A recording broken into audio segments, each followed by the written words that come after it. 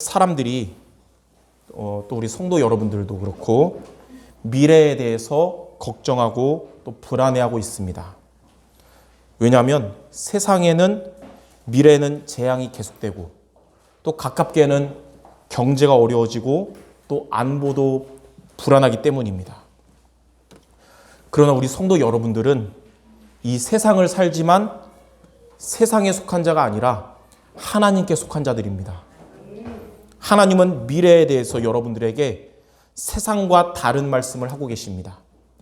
세상 끝날까지 여러분들과 함께 하신다고 하셨고 또 여러분을 그리스도 예수 안에 있는 하나님의 사랑에서 그 누구도 끊을 수 없다고 하셨습니다. 그러므로 여러분들은 세상의 흐름을 따라가지 말고 언약의 흐름을 따라가야 됩니다. 왜냐하면 여러분은 세상에 살지만 세상에 속한 자가 아니고 언약에 속한 자이기 때문입니다. 오늘 본문에는 열왕기상 12장은 세상의 흐름을 따라가지 않고 언약의 흐름을 따라간 자들이 나옵니다. 오늘 말씀을 통해서 여러분들 언약의 흐름을 따라간 자들의 언약과 또 미션과 비전 붙잡는 모든 성도들 되시기를 바랍니다. 자, 첫 번째로 언약 때문에 남은 자입니다. 첫째로 언약 때문에 유다의 남은 백성입니다. 지난주 말씀처럼 이스라엘이 갈라졌어요. 북왕국 이스라엘과 남왕국 유다로 갈라진 이후에 북왕국 이스라엘은 총 12지파 중에 10개 지파가 북왕국을 이루었고 남왕국은 대부분의 유다 지파와 또 소수의 베냐민 지파로 구성이 됐습니다.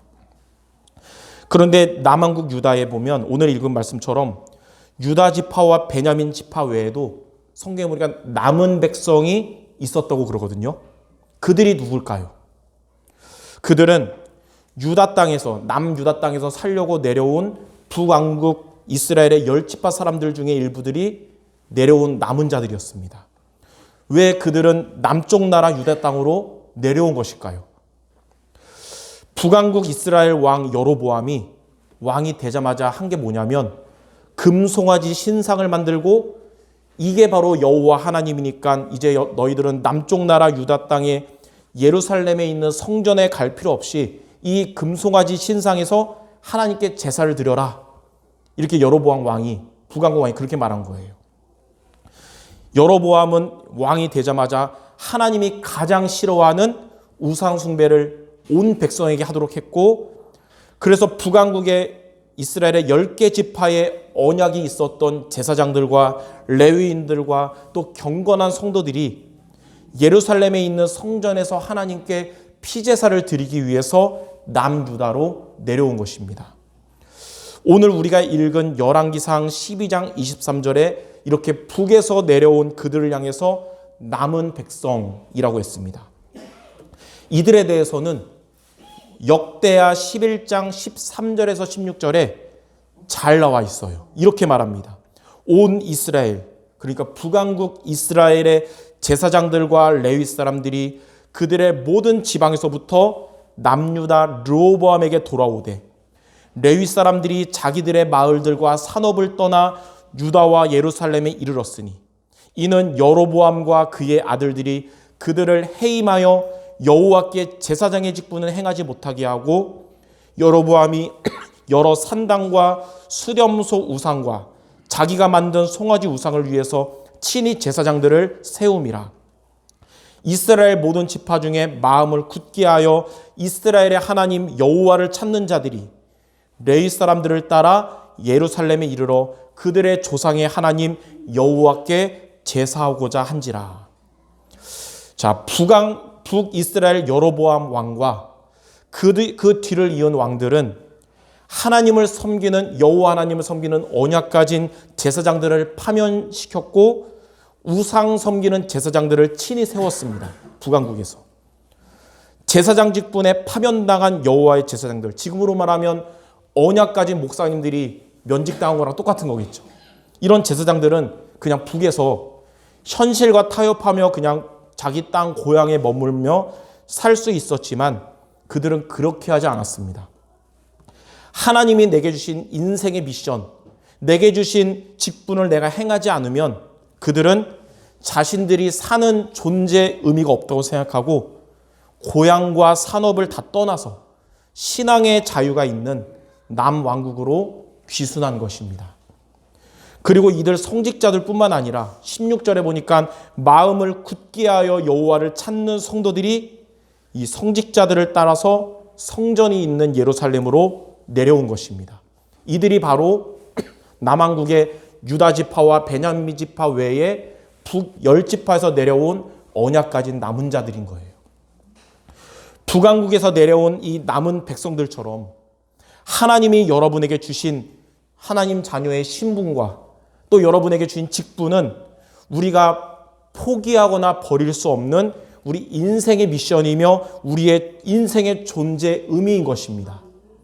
하나님의 자녀라는 신분과 하나님이 교회에서 주신 직분에 이들처럼 마음을 굳게 담는 우리 성도들 모두 되시길 바랍니다. 자, 두 번째로 우상 숭배를 시작한 여로보암입니다. 이 북이스라엘 왕 여로보암은 하나님이 살아계신 것을 믿었어요.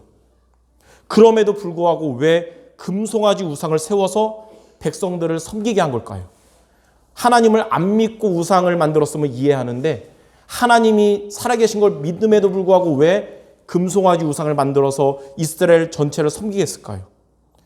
이 사람은 하나님을 향한 믿음보다 왕의 자리에 대한 욕심이 더 컸기 때문입니다. 여로보암은 그의 관하라에 있는 이스라엘 백성들이 성전에서 하나님께 제사 드리려고 남왕국에 있는 예루살렘으로 왕래하다가 남쪽 유다 나라로 다시 갈 것을 염려한 거예요. 그래서 그는 백성들이 예루살렘에 가지 못하도록 하기 위해서 이 북왕국의 금송아지 우상을 만들고 백성들에게 예루살렘에 가서 예배하는 대신에 이것을 숭배하라 이렇게 말한 겁니다.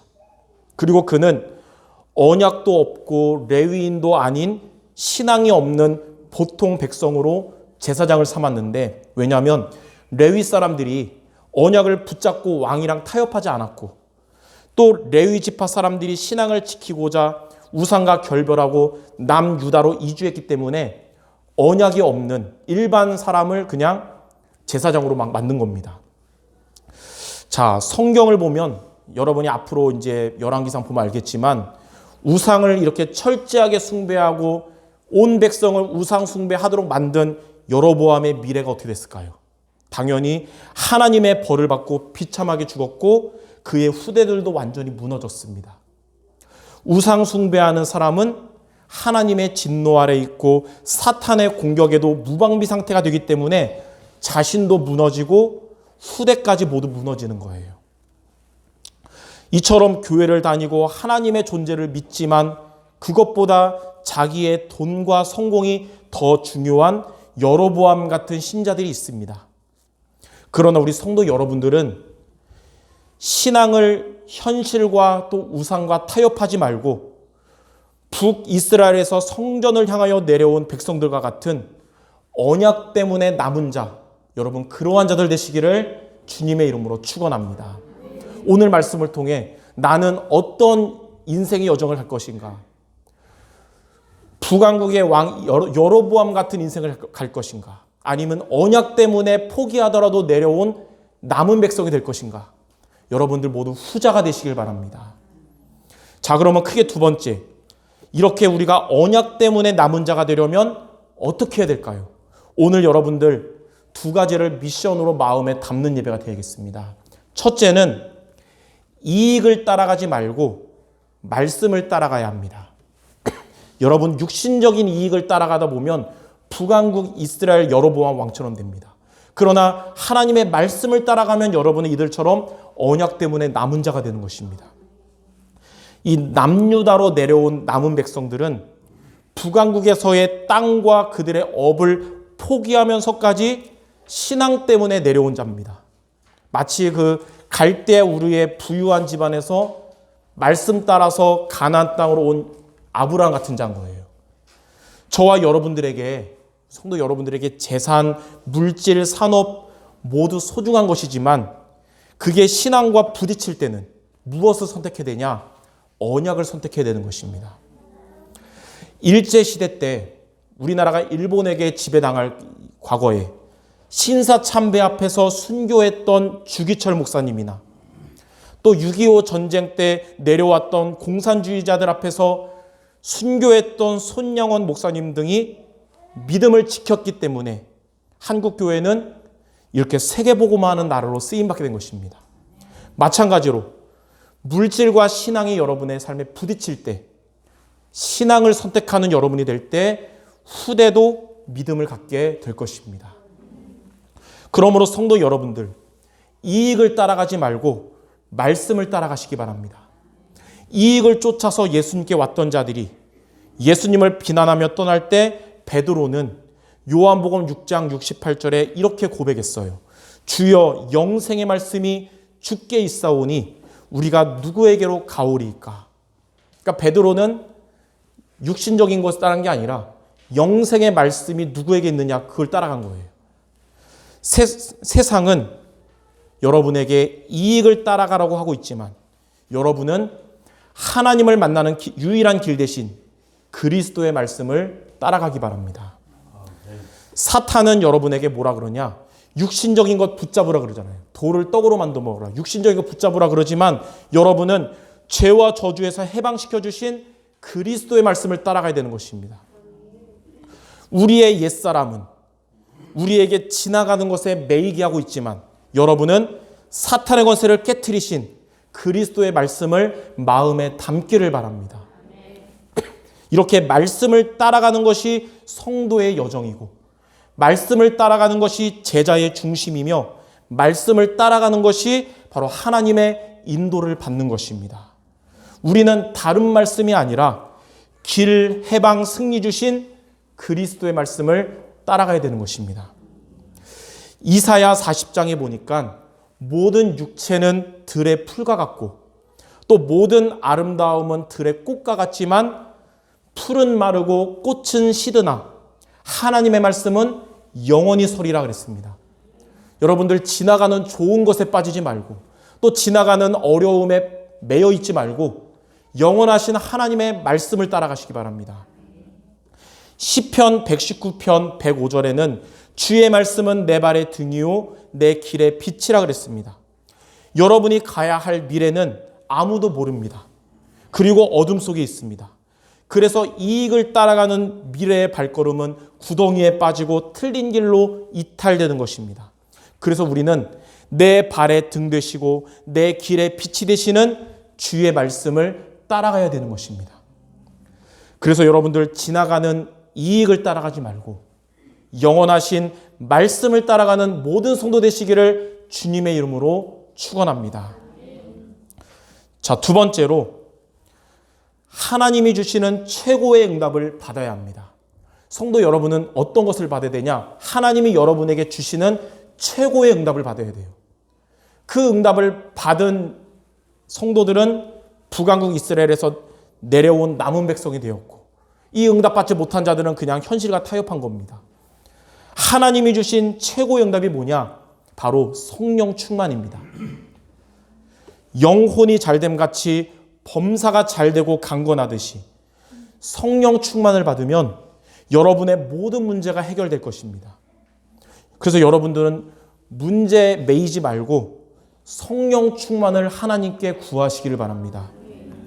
하나님의 성령을 힘입어 귀신이 쫓겨나듯이 여러분에게 성령 충만이 임하면 여러분을 속이는 사탄 권세가 떠나갑니다. 그래서 여러분 사탄에게 속지 말고 성령 충만을 받기 바랍니다. 이번 주 두 번째 미션이 뭐냐? 하나님 최고의 응답인 성령 충만 나에게 주옵소서. 가끔 말고 매일 이 기도하고 매일 이 응답 받기를 바랍니다. 가장 어려웠던 시기에 갑절의 영감을 얻어서 최고의 응답받은 엘리사처럼 성령 충만을 여러분이 얻으면 여러분의 어려운 자리가 축복의 자리가 될 것입니다. 그래서 여러분이 있는 그 자리, 우리 성도 여러분들 어려운 자리일지라도 그 자리가 성령 충만을 받는 자리가 되길 바랍니다. 이처럼 하나님의 최고 응답인 성령 충만을 여러분들이 매일 받도록 날마다 이 영적인 힘을 얻는 정식이도 승리하시기 바랍니다. 그 미국의 빌리 그레이엄 목사님 있잖아요. 옛날에 1970년대 우리나라에 오셨던 그 유명한 그 목사님이 이렇게 말씀했어요. 기독교는 그저 주일에 교회 가는 것이 아니고 매일 예수 그리스도와 함께 사는 것이 기독교다. 여러분, 주일날 교회만 오고 끝이 아니라 주일날 교회 와서 예배드리면 매일매일 그리스도와 함께 사시기 바랍니다. 매일매일 예수 그리스도와 함께 하는 게 뭐냐면 성령 충만을 매일 받는 것입니다. 그래서 저는 우리 교회에서 목회하면서 가장 신경 쓰고 집중하는 게 뭐냐? 두 가지예요. 주일 강단 메시지랑 매일매일 새벽 기도예요. 금요 기도회 때도 제가 얘기했듯이 원래 제가 아침잠이 많은 사람이거든요. 밤에 잠이 안 오고. 그런데도 담임 목사에서 지금까지 하루도 안 빠지고 영적 싸움하면서 오는 이유가 뭐냐? 신방 다니면서 보니까 알게 됐어요. 아, 성도들이 새벽에 예배드릴 새벽 기도 하려고 하는구나. 근데 제가 집에서 자고만 안 되겠잖아요. 그래서 이게 매일매일 아직도 체질이 안 돼요. 아침 체질이. 그래도 매일매일 영적 싸움하면서 일어나서 새벽에 기도하는 거죠. 성도 여러분들이 이렇게 예배에 승리하고 날마다 아침 시간을 승리하면 하나님의 성령 충만이 날마다 임할 줄 믿습니다.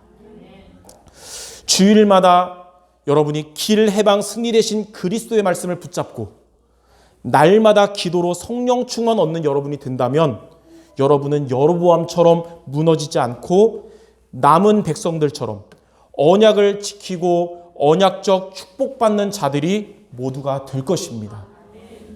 우리 사랑하는 우리 성도 여러분들, 여로보암의 길을 가지 말고 남은 백성의 길을 가시기를 주님의 이름으로 축원합니다. 여로보암은 하나님을 믿는 것보다 자기의 왕권을 지키는 게 더 중요했어요. 그래서 그는 금송아지 우상을 여호와 하나님이라고 하면서 이스라엘 백성들이 섬기도록 해가지고 북왕국 이스라엘 전체가 순식간에 갈라지자마자 우상 국가가 된 것입니다. 그로 인해서 북이스라엘은 열왕기상 쭉 보면 알겠지만 재앙 국가가 됐어요. 끝까지. 그리고 여로보암과 그의 후대 왕들은 재앙 인생이 된 것입니다. 성공이 목적된 신앙, 부자가 목적된 신앙은 여로보암처럼 신앙의 본질인 복음을 상실하고 우상에 빠지게 합니다. 그래서 여러분들은 여로보암의 길을 떠나서 언약 때문에 유다로 내려온 남은 백성의 길을 가시길 바랍니다. 이렇게 오늘 두 가지, 이익을 따라가지 말고 그리스도의 말씀을 따라가고 날마다 하나님의 최고 응답인 성령 충만을 구하고 받기를 주님의 이름으로 축원합니다. 자, 그러면 세 번째, 이렇게 우리가 두 가지 미션 도전하면서 언약 때문에 남은 자가 되면 어떻게 되냐? 하나님은 그러한 여러분에게 언약의 열매를 맺게 하실 겁니다. 우리 성도 여러분 모두가 한 사람도 빠짐없이 언약의 열매를 맺게 될 겁니다. 자, 첫 번째 이게 뭐냐면 마태복음 13장에 나오는 옥토, 이 좋은 밭의 축복을 받게 될 거예요.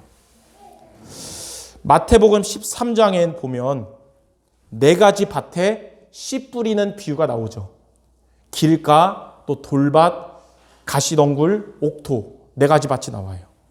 길가에 뿌려진 씨는 그대로 있다가 저녁에 새가 와서 먹어버렸고, 돌밭에 뿌린 씨는 뿌리를 내리고 자라지만 뿌리가 돌 때문에 얕아서 햇빛 안에서 말라 죽었고, 가시 덩굴에 뿌린 씨는 뿌리를 내리고 자라지만 가시에 찔려서 기운이 진해서 죽었고, 그러나 옥토에 뿌려진 씨는 뿌리를 내리고 자라나서 30배, 60배, 100배의 열매를 맺게 됐습니다.